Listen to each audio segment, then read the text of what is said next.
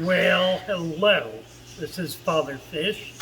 I have had so many requests from friends and foes alike asking me to describe our filtration system here at Father Fish. And in truth, I cannot, for there is not one filtration system. There are many, and we're inventing new ones all the time. So let's get started, and I'll walk you through a few of the main ones and give you an idea of what we do to keep our water crystal clear. The first ones, these are empty tanks right now. There are a few bettas. We're moving the bettas because the water is getting cold.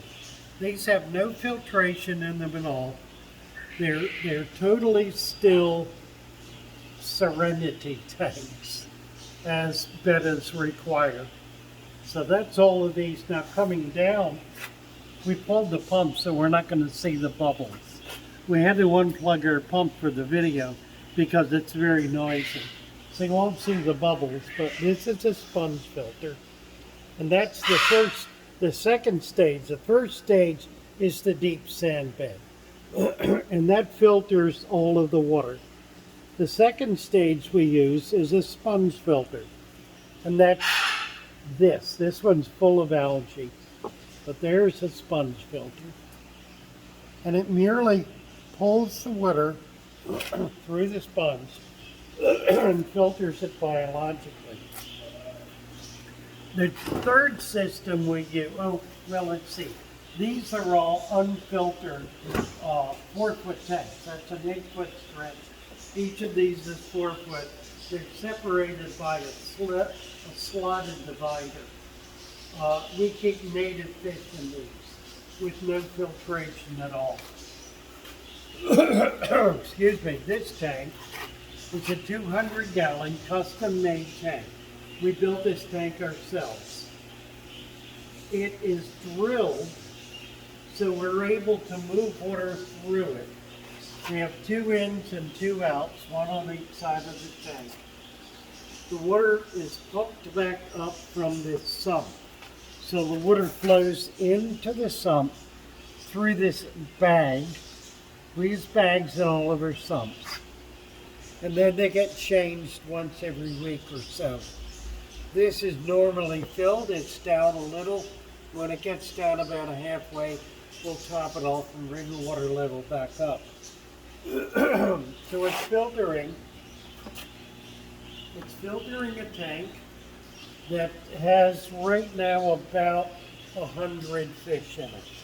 So it's a very heavily loaded tank with cichlids, mostly African cichlids, which are high intensive oxygen fish. They require a lot of oxygen. So if you look up at the top where the water is coming in, you can see we're jetting water into the tank. We also have an air stone. Again, the air stone's not working because we shut the pump off for the video. But water is jetting into here. We have for this 2 sources of moving water. One is the pump that's in the sump that's pumping water back up through that long pipe with the holes in it. The other is an air stone. It could be a sponge filter. We use an air stone because we theoretically will get more movement in the water.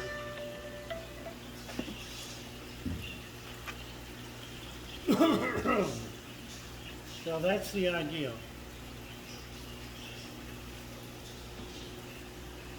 Now, let's say we're going to go this way. We'll come back over here. This is a system tank. There are 8-foot sections. 4 8-foot sections. So it's 32 feet of continuous tanks of water flow. The water flows into I had to adjust this the other day. The water flows into each of these 4 sections through these pipes, 1, 2, 3, 4. It goes to a sump in the back. We're going to show you one of the sumps a little later. And it cycles. It just goes through a constant, excuse me, a constant cycle. These 2 tanks, that's a 200 and this is a 500. They both contain canister filters. They're the old-time canister. You'll see one right here because we put it in the water. We put it in the water because it leaked. And it's a big enough tank we could get away with it. So we have the pump and the filter in the tank, and it's driving a pretty substantial flow. I can't get to it. I've got a heavy glass on top. You can see the water current as it hits. Driving a pretty substantial flow of water. We have a pump at the other end that's also cycling water, circulating water from that end as well. In this tank, the Angel tank in back of us, we have a pump driving water through a canister back into the tank, and this is the pump sitting right here, and this pump is pulling the water out and pushing it through the canister. These tanks then are,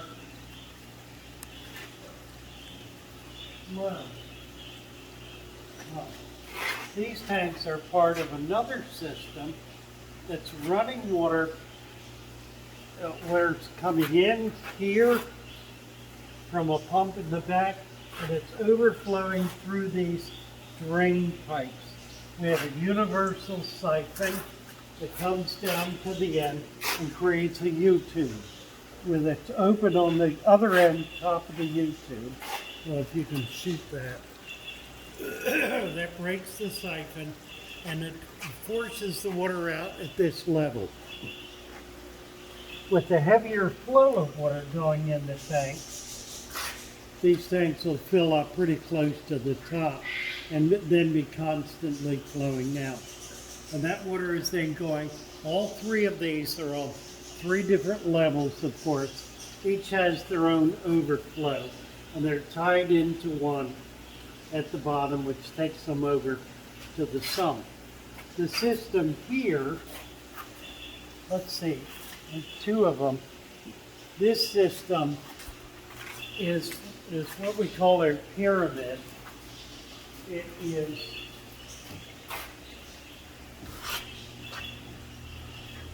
is a 20 tank system with 55s on the bottom here, 29s on the bottom on the other side, and then 15s on the top with 120 for it to balance out and meet the 12-foot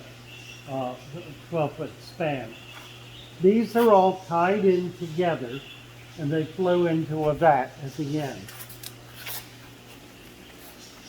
So water is coming into each one and flowing out through this overflow system. This one's a little more complicated because it ties both sides that are on the same level together. But it works exactly the same way. And then the water falls down into the sump. You see it going into the sump there, and then it's pumped with the pump back up into the system. And back here we have vats. We have 2 big vats that are housing goldfish and monster fish, and each of them has its dedicated pump going into a barrel.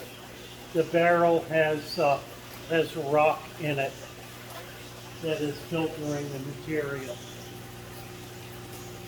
And that's true for both of these. This is the sump on the second system I showed you. the freshwater system where all the little tetras are. The pump, the sump here is handling the water from the 4 8-foot sections.